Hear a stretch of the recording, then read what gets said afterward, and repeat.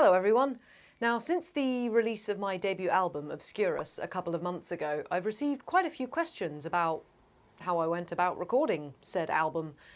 So I thought, why not make a little video about it? Now, before we start, big old disclaimer, I am by no means an expert in this. I am just going to talk about what I did and the process I went through and how I found that. There are a lot of other people who know a heck of a lot more about this whole world than I do, so definitely go and ask the advice of people who know more if you're considering doing this. So take everything I say with a pinch of salt, in that this is what I did, this is what worked for me, and I can only speak to my own experience. That being said, here's how I did it. Now, the first thing that I did that set this whole album project going in the first place was I had a load of pieces that I'd been performing over the years in recitals and things, and I really wanted to group them together in some kind of collection. I'm really passionate about programming, and I really love doing programs with some kind of theme in mind, and I noticed that a lot of the pieces that I'd either arranged or were original works had this connection that was the idea of things being hidden, things being obscured.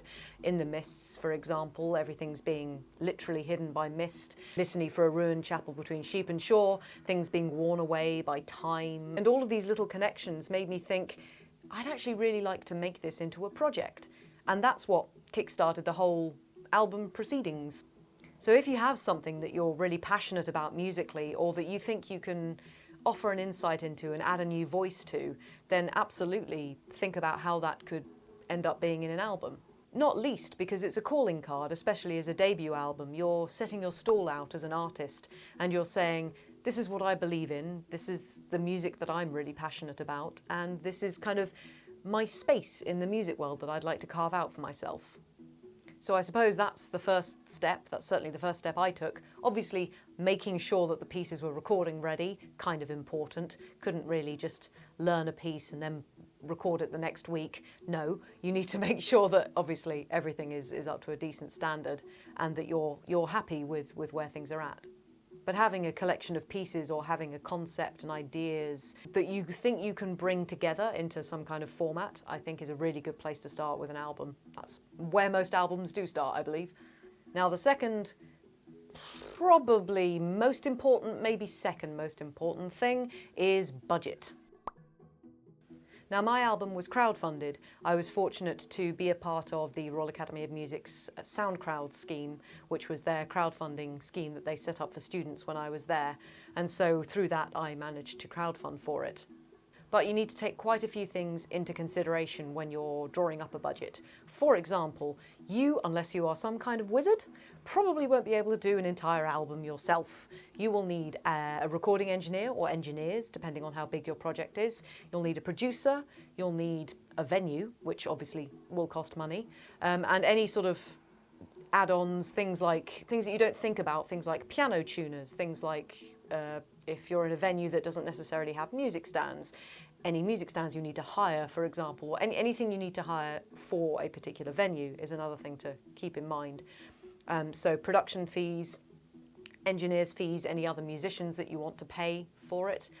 And then if you're not using a label, if you're doing this all independently, as I originally set out to do, you need to think about distribution. You need to think about digital distribution. And then if you're doing physical copies, if you're doing CDs or vinyls, you need to think about the cost of getting those made and then distributed. So my album cost around £5,000, which I think is fairly cheap for an album, or at least an average cost. That was the crowdfunding total I set out, and I very luckily got that. But I think most albums, especially, this was pre-pandemic, so obviously after the pandemic, everything has got more expensive. So definitely have a look, ask for advice, and talk to anyone you want to get involved in the album, see what, for example, they would charge. And then you can come up with your own budget, because obviously prices fluctuate, things do change, and I think 5,000 was kind of the low end of the spectrum of album prices, I believe. Again, just my experience and sort of what I was told. There are going to be a lot of other people, as I say, who know a lot more about this than I do. And I was lucky as well in that my team for the album was really small. It was just me, Harry, my pianist, and Simon, my producer, who was also engineer on it. So I was very lucky in that the personnel, very, very small. Again though, this was in the middle of 2021. We were all still kind of socially distancing and everything was still a bit up in the air. So having a huge personnel wasn't really feasible. But that's definitely the second thing to bear in mind when you're thinking about creating an album. You need to work out how much it is going to cost.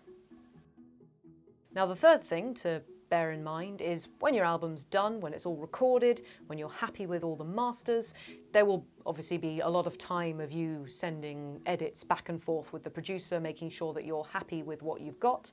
Then you need to think about whether you're going to carry on going forward as an independent artist, if you're going to do it all yourself, which means that then you need to sort out things like copyright. If there's any pieces on your album that are in copyright, you need to talk to the publishers of the composers. You need to get digital copyright for them, otherwise you're not allowed to have them on an album and make money from them. And of course things like distribution, publicity, all of that. But what I did, and what I wasn't necessarily going to do, but what I was told I should do, was when I had the album finished, when I had the masters, when it was all sort of packaged up and we were all happy with it, I was told to approach some labels. And obviously there are lots and lots of labels, especially for the classical music industry, lots of independent labels. And independent labels, I was told again, probably your best bet, especially if you're doing anything that's a little bit off the beaten track, anything that's not necessarily going to be hugely commercially successful. Approaching an independent label whose ethos lines up with your own, that's very important. Finding a label that pushes a particular kind of music, for example, that your album is about or that you're particularly passionate about. A label that you feel like you can fit in with is a really good place to start. And now I was very lucky in that Simon, my producer, recommended that I approach Rubicon to see whether they'd be interested in the album, and they were. They seemed to appreciate the fact that it wasn't just normal trumpet repertoire, it was something a little bit off the beaten path. And they're a fairly new label. I believe they came into being in 2016. So they're still building up their roster of artists, and they've still got some amazing artists on there, don't get me wrong, but having that sort of independent label status is a really good thing. So then they took over the side of things that I would have done if I were doing this all independently. For example, copyright, actually physically manufacturing the CDs, and distribution, which was a massive weight off my mind because that can be a lot of work. And there are lots of sites that will help you with this. There are lots of sites that will help with distribution and making the actual physical copies if you're doing that. But having that support of a label who knows what they're doing a lot more than I did to do all of that side of things was really, really helpful. So if you're releasing everything independently, if you're doing that all yourself, those are all the little things you have to think about. But if you pitch to a label and they love what you do, then that side of things is, to a degree, taken care of.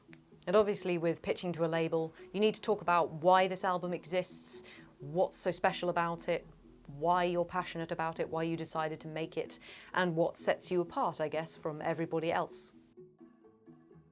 Now the last thing I had to think about, and I think a lot of people have to think about, is whether your label is going to do a lot of the PR for you or whether you need to hire an independent PR. Publicity is, unfortunately, in the world in which we live, very, very important. You can have the best album ever, but if nobody's saying anything about it on social media, if you're not putting it out there on social media, or if you haven't got some kind of publicity person to put it into, for example, BBC Music Magazine, then nobody's going to listen to it, sadly, and no one's going to know about it. And unfortunately, the big secret of why a lot of people seem to be doing very well and very successful is just that they've got a PR or they've got good publicity in general. The more people talk about things, the more people talk about things. It's a snowball effect. So having a chat to anyone you know who's released an album or been a part of an album, and whether the label was dealing with a lot of the PR stuff or whether someone independent from the label was, that's a good starting point to learn a little bit more about all of that. So yeah, I mean, my process was a very, very long one. As I say, this project started, I think 2019, was when I started crowdfunding for it, and then it was due to be recorded in early 2020, and then obviously stuff happened and it got postponed and everything, and it only got released in March of this year. But it was a very, very interesting process, and one that I hope me sharing a little bit about with you is helpful for those of you who are interested in this kind of journey. If anybody's interested in any more tiny details that I haven't given, because my brain is like a sieve sometimes, do get in contact, put something down in the comments, and yeah, if you enjoyed this, if you liked the fact that I was attempting to be as open and honest with you as I can, then yeah, give it a like, subscribe, I suppose.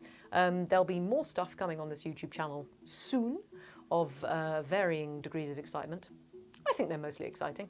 But yeah, and hopefully I'll see you around soon. Bye.